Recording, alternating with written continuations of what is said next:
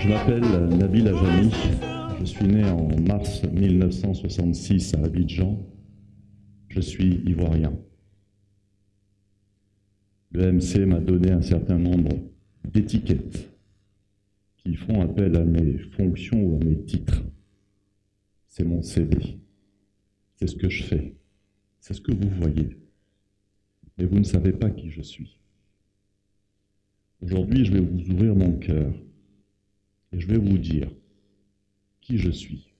Parce que cela, ça ne figure pas dans mon CV, ça ne figure pas dans mes titres et mes fonctions.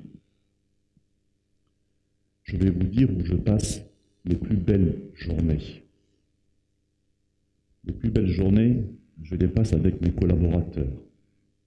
Quand nous faisons la promotion d'équipements agricoles, de petites mécanisations, et que cela nous amène à nous déplacer dans toute la Côte d'Ivoire pour accompagner les agriculteurs, les agricultrices à la mécanisation. Les plus belles journées, je les passe là, quand nous sommes à Boaké, à San Pedro, à Odjéné, à Korogo, à Mans, quand nous sillons la Côte d'Ivoire pour aider ces gens à s'industrialiser, à se perfectionner, quand je les vois remuer cette terre de Côte d'Ivoire qui sent si bon. Mes plus belles nuits, je les passe dans mon village, à Ouelgueka, à quelques kilomètres de Ferkessédougou.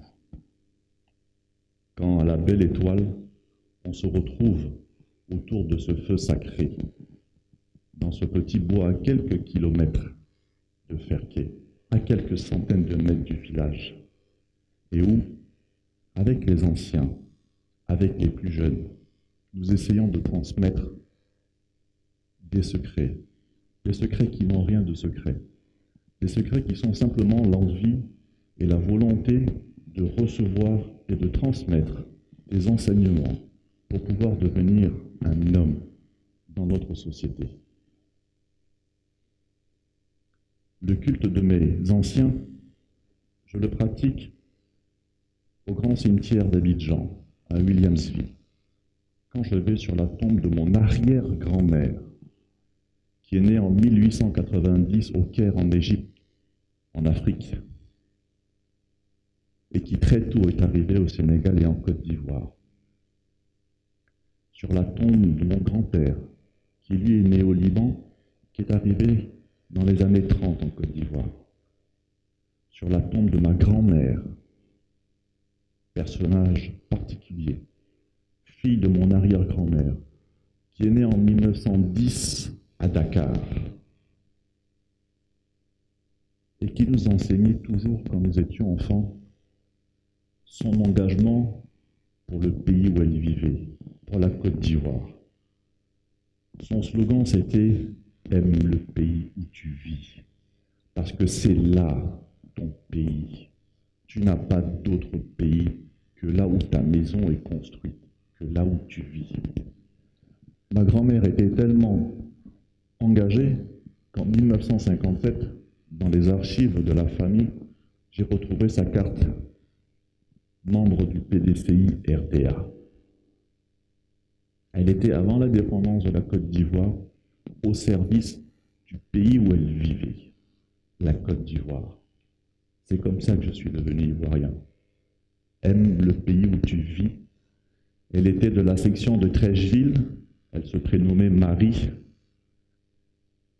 La cotisation annuelle était de 100 francs. C'était ça, son histoire. C'était ça, son engagement.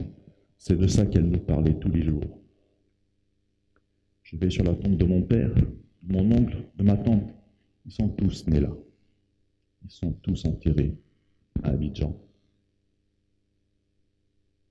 Mes meilleurs souvenirs, je les ai au collège du Plateau et au lycée classique, comme mon prédécesseur. Ce sont été des années formidables. Toute cette inspiration, je l'apprends à la Fondation Ampateba. Je suis un passionné du grand maître Amadou Ampateba. J'y suis régulièrement. Je vais vous présenter une petite citation pour parler de cette variété, de cette beauté que la Côte d'Ivoire connaît. Il disait, Amadou Hampâté-Bâ, de même que la beauté d'un tapis tient à la variété de ses couleurs, la diversité des hommes, des cultures et des civilisations fait la beauté et la richesse du monde. La Côte d'Ivoire est belle de cette richesse. Mais en même temps qu'il nous interpellait sur cette beauté, il nous mettait en garde aussi, quand il nous disait que notre génération du XXIe siècle, connaîtra une fantastique rencontre de races et d'idées. Mais selon la façon dont elle assimilera ce phénomène, elle assurera sa survie ou provoquera sa destruction par des conflits meurtriers. J'ai vécu un drame dans ma vie. Un drame, et c'est pour ça que j'ai accepté d'être à Bouaké, qui a commencé, dont l'épicentre était à Bouaké. En novembre 2004, à Abidjan, mes voisins m'ont attaqué, m'ont pillé et m'ont chassé de chez moi.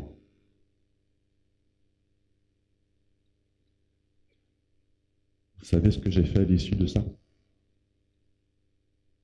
Je suis resté. Parce qu'ici, c'est chez moi. La Côte d'Ivoire, c'est chez moi.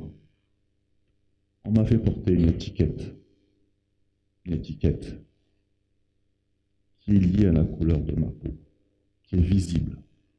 Mais combien d'autres Ivoiriens ont souffert d'étiquettes audibles? Parce qu'on dit, tu t'appelles comme ça, donc tu viens de là-bas. Ou tu t'appelles comme si, donc ton pays, c'est l'autre côté là-bas. Ma grand-mère nous disait, et l'héritage de ma famille est clair, nous venons tous de quelque part. Si ce n'est pas nous, ce sont nos parents. Si ce ne sont pas nos parents, ce sont nos grands-parents. Et à la limite, si ce n'est pas le cas, on ne sait pas où nos enfants iront demain.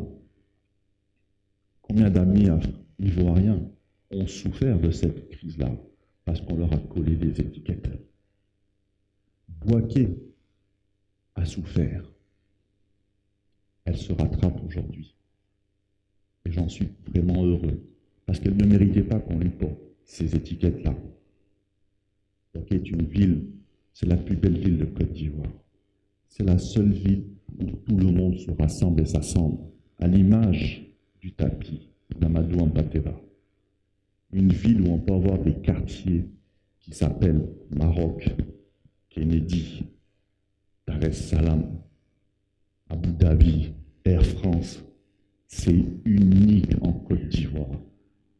C'est la ville la plus coopérative de Côte d'Ivoire. C'est le cœur battant de la Côte d'Ivoire. Bouaké doit être un exemple d'unité nationale. L'étiquette qu'on devrait pouvoir porter, c'est l'étiquette de notre hymne national. C'est la seule que je peux revendiquer. C'est la seule que j'ai envie de porter. Tous rassemblés pour ta gloire, fiers artisans de ta grandeur, nous te bâtirons dans le bonheur. Nous voulons cette paix universelle, cette acceptation de la différence, ce retrait de l'étiquette, qui est juste dû à la peur, à l'ignorance de l'autre. Ce que je fais, on le sait, mais qui tu es? Pour ça, il faut s'asseoir, il faut discuter, il faut poser des questions, il faut interroger la personne qui arrive. Il y a aujourd'hui des milliers de réfugiés dans le nord de la Côte d'Ivoire qui souffrent. On doit aller vers eux, prendre leur souffrance, la partager avec eux, les recevoir. La Côte d'Ivoire est le plus beau pays du monde. Je suis fier d'être ivoirien. Je suis fier de ce que ma grand-mère disait. Aime le pays où tu vis, parce que c'est là ton pays. C'est la seule étiquette que je veux porter à travers notre hymne national. Je vous remercie.